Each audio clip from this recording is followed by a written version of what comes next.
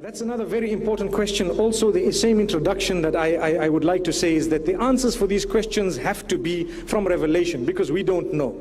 So it has to be from revelation. If someone has given you an answer and it's not from revelation, it's a problem. So getting back to what happens to the soul leaves the body. The hadith speaks of it getting to a place known as barzakh. Barzakh is a place where these arwah are kept, these ruhs or these souls are kept, waiting for the last day. A person who's had goodness and so on, the days pass and like a flash. A person who's perhaps been a bad person, it may pass a little bit slower.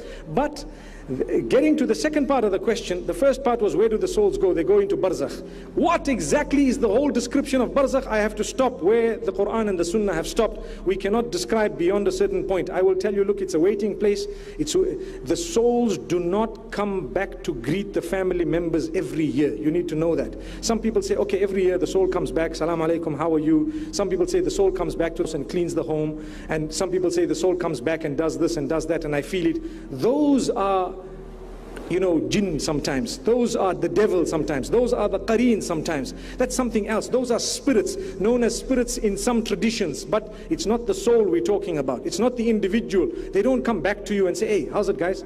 Salam alaikum. I remember one person says, I can make your grandfather talk to you. And then the brother says, I went to the man and I said, okay, let me talk to him. And he says, I heard my grandfather's voice. I promise you it was my grandfather. Brother, they're fooling you with the jinn. They're fooling you with all these qareens. Don't be fooled. The souls are gone to a place known as barzakh. That's it.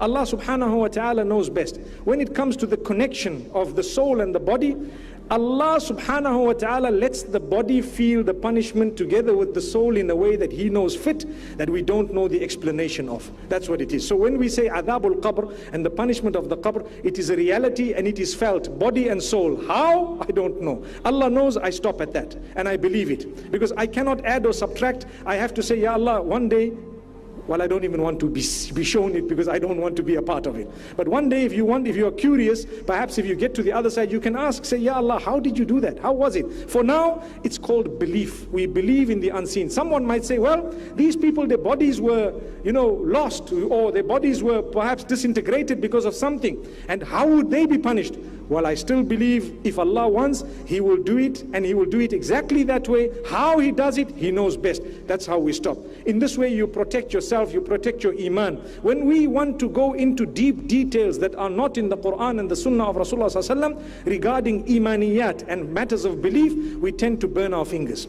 When we burn our fingers by starting to add extra, cream on the cake and something which is not supposed to be, that's when we falter. May Allah subhanahu wa ta'ala guide us, and may He make us from amongst those who do not become so inquisitive that we start asking questions that are part and parcel of where we're supposed to have stopped in terms of belief. May Allah subhanahu wa ta'ala help us. I just want to clarify that last point.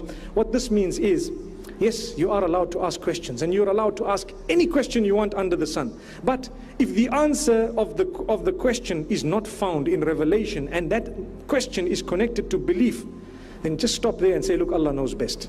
That's it. And you will save yourself. Wa sallallahu ala nabina Muhammad. Jazakallah khair. Thank you so much, sister.